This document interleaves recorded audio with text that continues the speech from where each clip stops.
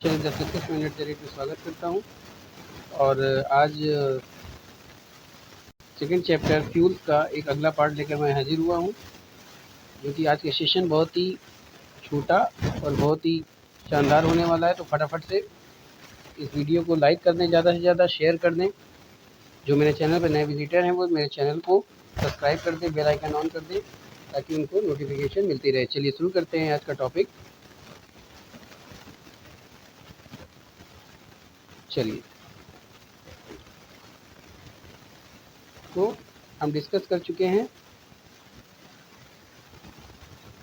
Octane और सीटीएन संख्या तक। आगे देखते हैं। आज है गैसीय ईंधन क्या होता है। तो बच्चों, कार्बन डाइऑक्साइड, कार्बन मोनोऑक्साइड तथा गैसीय,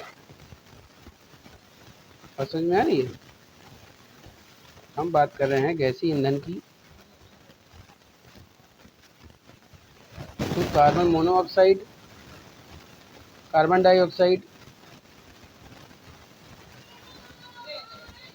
अच्छे ईंधन की तरह कार्य करते हैं।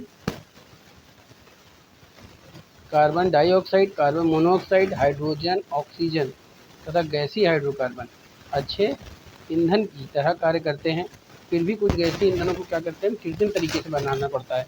यानी सब जरिए से जो गैसें क्या होते हैं, गैसीय होती हैं और इनको ईंधन के रूप में प्रयोग करते हैं। लेकिन बहुत से ऐसे भी ईंधन होते हैं जो इन गैसों के जरिए से हम उनको बनाते हैं। तो गैसीय ईंधन मुख्यतः दो वर्गों में बांटा गया। कौन कौन सा? एक आपका होगा प्राकृतिक गैसीय ईंधन और दूसरा होगा आपका निर्मित गैसीय ईंधन। बात समझ में आ रही है? चलिए आगे देखते हैं कि जो प्राकृतिक गैसीय ईंधन होता है वो क्या होता है। तो बच्चों, प्राकृतिक स्रोतों से प्राप्त, यानी जो हमको प्राकृतिक रूप से जो मिला हुआ है हमको गैसीय ईंधन, वो दो प्रकार के होते हैं। कौन कौन से? एक होता है आपका संपीड़ित प्राकृतिक गैस, एक होता है ड्रॉ पेट्रोलियम गैस। बात समझ में आ रही है? प्राकृतिक स्रोतों से जो प्राप्त गैसीय ईंधन होता है वो दो प्रकार के होते हैं। कौन कौन से? एक आपका होता है संपीड़ित प्राकृतिक गैस, एक होता है ड्रॉ पेट्रोलियम गैस। चलिए आगे चलते हैं। अब देखते हैं जो संपीड़ित प्राकृतिक गैस है वो क्या होता है। तो बच्चों, संपीड़ित प्राकृतिक गैस गैसोलीन का बहुत अच्छा विकल्प होता है। यह प्राकृतिक गैस को उसके आयतन की 1% तक, यानी कि 1% तक कंप्रेस करके प्राप्त की जाती है। यानी जो कंप्रेस नेचुरल गैस है वो गैसोलीन गैस तो क्या होता है, बहुत अच्छा विकल्प माना जाता है। और जो प्राकृतिक गैस जो पाई जाती है उसको क्या कहते हैं, 1% दबाया जाता है। या फिर पेट्रोलियम के कण में पेट्रोलियम के ऊपर तथा कोयले की खानों में पाई जाती है। यानी जो कंप्रेस्ड नेचुरल गैस है वो कहाँ पाई जाती है, ये भी याद रखने लायक है। ये पाई जाती है कोयले की खानों में। और जो कंप्रेस्ड नेचुरल गैस होता है, जो उसका संगठन होता है वो कौन कौन सा होता है संगठन? 50% मीथेन होती है, 10% एथेन तथा बाकी में 5% क्या होता है, हाइड्रोकार्बन होता है। बात समझ में आ रही है? चलिए, और इसमें क्या होता है, जो इसका ऊष्मीय मान होता है, यानी कैलोरीफिक वैल्यू, इसकी जो कैलोरीफिक वैल्यू होती है वो कितनी होती है, 1000 से 1100 घन फुट होता है। बात समझ में आ रही है? और यह क्या होता है, प्रदूषण रहित ईंधन होता है। यानी एक ऐसा ईंधन होता है जिससे प्रदूषण नहीं फैलता है।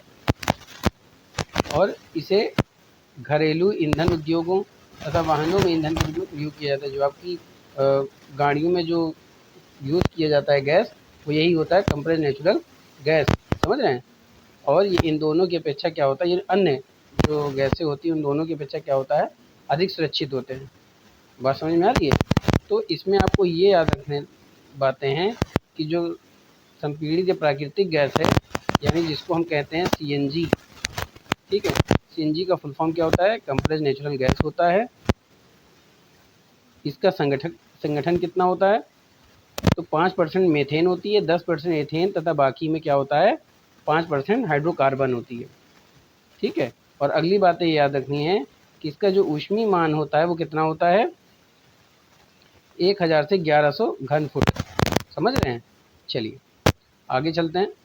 अब एक आता है आपका द्रव पेट्रोलियम गैस।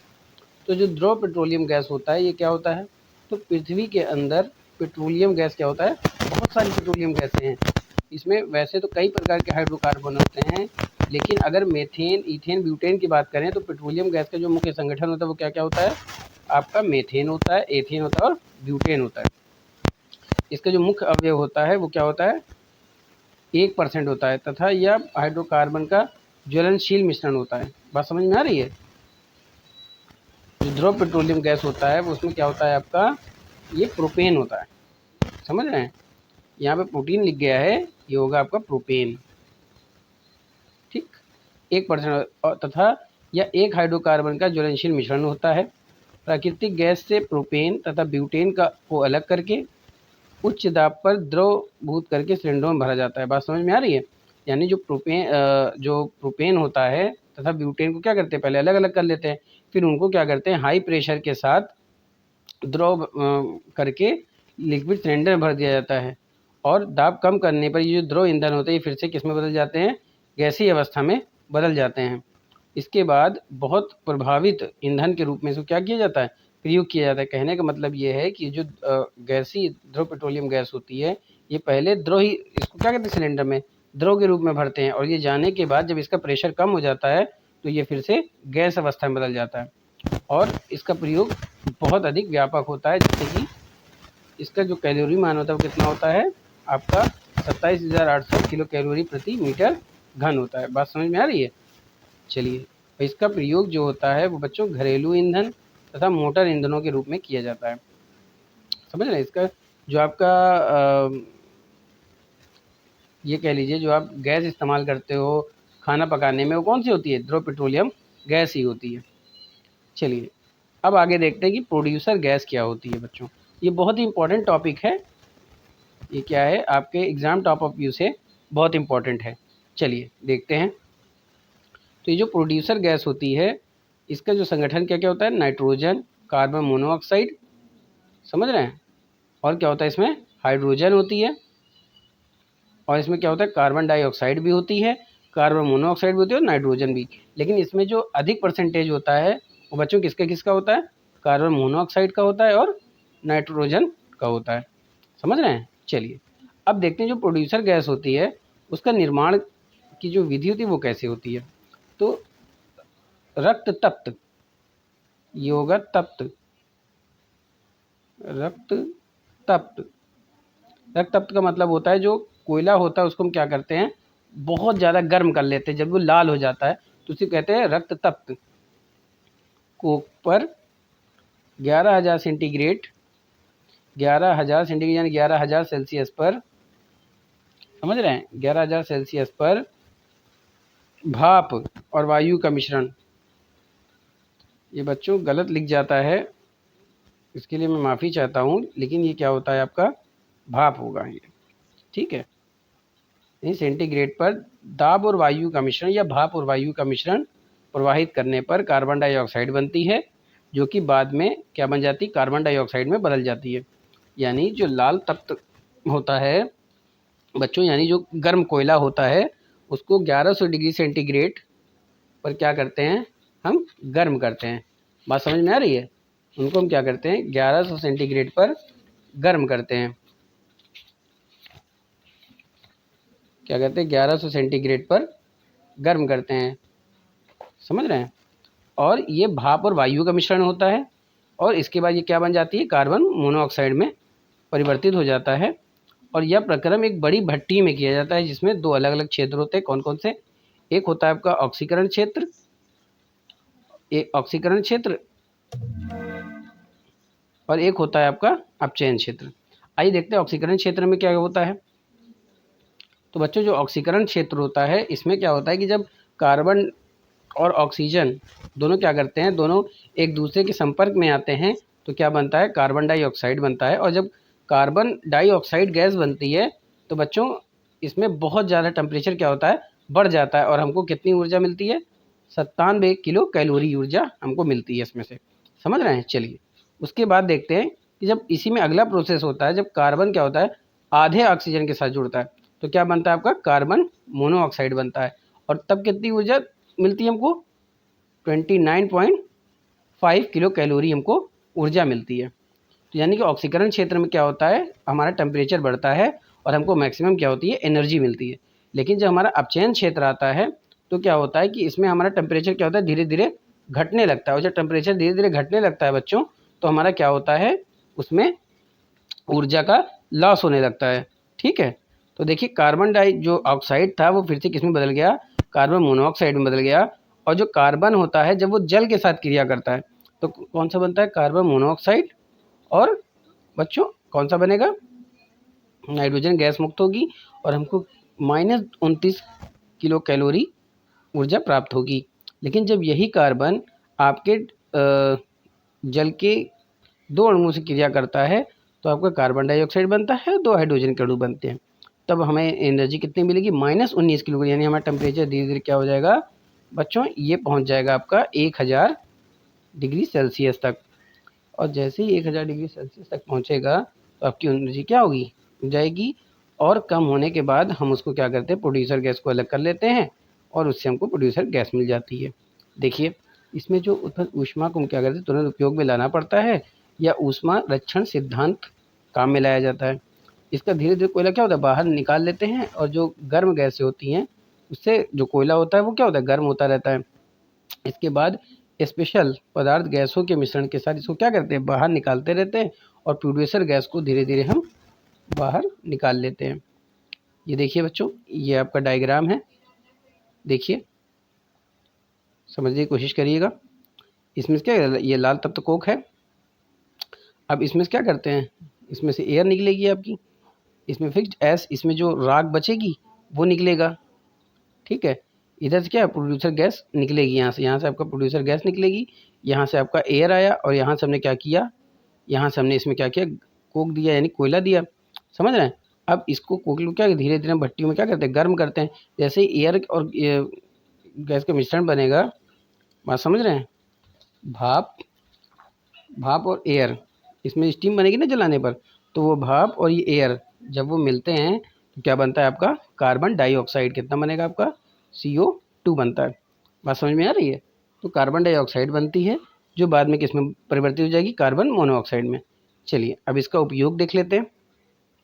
तो बच्चों जो प्रोड्यूसर गैस होती है उसका उपयोग होता है ईंधन के रूप में, धातु निष्कर्षण, ईंधन तो आप समझते हैं ईंधन के रूप में यूज ही करते हैं, लेकिन जो धातु निष्कर्षण होता है वो क्या होता है, तो धातु निष्कर्षण मतलब होता है बच्चों कि धातुओं का निष्कर्षण, यानी उसको किस तरह से हम अलग करते हैं। बात समझ में आ रही है।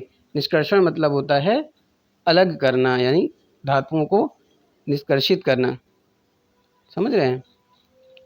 तो क्या मतलब होता है उसका, निष्कर्षित या निष्कर्षण करना।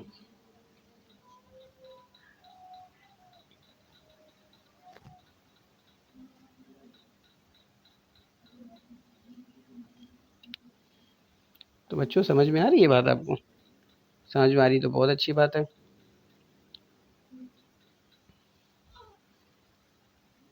तो ईंधन के रूप में प्रयोग करते हैं, धातु निष्कर्षण में प्रयोग करते हैं और इस्पात व कांच के निर्माण में, यानी जब हमको इस्पात बनाना होता है और कांच बनाना होता है तब हम किसका प्रयोग करते हैं,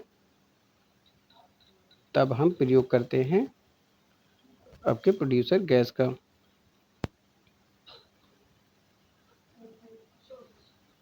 देखिए कहने का मतलब ये है कि जो धातु निष्कर्षण होता है वो धातुओं को क्या, उनके प्राकृतिक स्रोत से अलग रासायनिक परिवर्तनों का प्रयोग करके प्राप्त करना। यानी धातुओं क्या करते हैं, उनके प्राथमिक स्रोत से हमको मिल रहा है, प्राकृतिक स्रोत से, लेकिन अब उसको प्राकृतिक स्रोत से किसी रासायनिक परिवर्तन के द्वारा अच्छे से प्राप्त करना, वो क्या कहलाता है आपका, धातु निष्कर्षण कहलाता है। यानी धातु को प्राप्त करना ही क्या कहलाता है, धातु निष्कर्षण कहलाता है।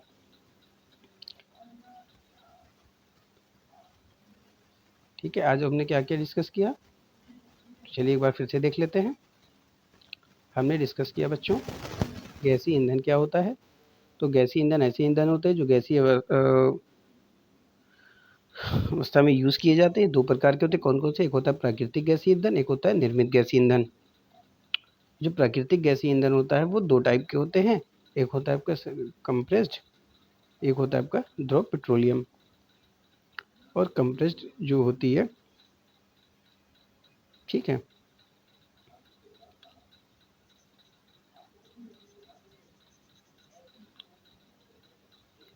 और इसमें क्या होता है 50% मीथेन होती है, 10% एथेन होती है, 5% हाइड्रोकार्बन होते हैं। लेकिन इसका जो ऊष्मीय मान होता है वो 10,000 से 1000 घन फुट होता है।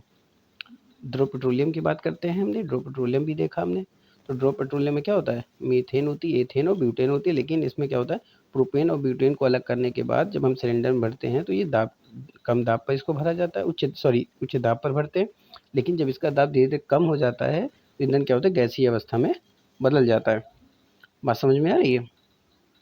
क्योंकि बच्चों आपका जो प्रेशर होता है वो कम ज़्यादा डिपेंड करेगा। जितना हम ज़्यादा कम करेंगे वो क्या हो, गैसीय अवस्था में बदल जाएगा, और अगर वो ज़्यादा बढ़ाएँगे तो वो वाष्प में बदल जाएगा। समझ रहे हैं?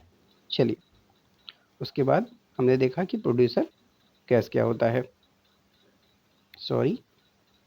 उसके बाद हमने डिस्कस किया कि प्रोड्यूसर गैस क्या होती है, प्रोड्यूसर गैस में क्या-क्या संगठन होते हैं, प्रोड्यूसर गैस के निर्माण देखा हमने, और उसमें के 2 क्षेत्र होते हैं, कौन-कौन से, ऑक्सीकरण और अपचयन क्षेत्र। उसके बाद हमने क्या देखा, उसके बाद हमने उसके प्रयोगों को देखा। तो बच्चों आपसे गुजारिश है कि मेरे चैनल को ज़्यादा से ज़्यादा शेयर करें, लाइक करें, और अगर वीडियो अच्छी लगती है तो कमेंट करें। और बस मैं यही गुजारिश करूँगा कि इतनी मेहनत से मैं ये आपके लिए ये वीडियो तैयार करता हूँ, तो आपसे गुजारिश करता हूँ कि मेरे चैनल को ज़्यादा से ज़्यादा लाइक करें और शेयर करें। देखिए, इससे आपका ही फ़ायदा है, क्योंकि जितना ज़्यादा आप शेयर करेंगे, जितने ज़्यादा व्यूज़ बढ़ेंगे, जितने ज़्यादा लाइक बढ़ेंगे, उतने ही ज़्यादा हमारा मनोबल बढ़ता है कि अच्छे से बेहतर करने की और चाह बढ़ेगी। बात समझ रहे हैं? तो बच्चों खुश रहिए, मेहनत करते रहिए। कल मिलते हैं अगले टॉपिक के साथ। तब तक के लिए जय हिंद, थैंक यू।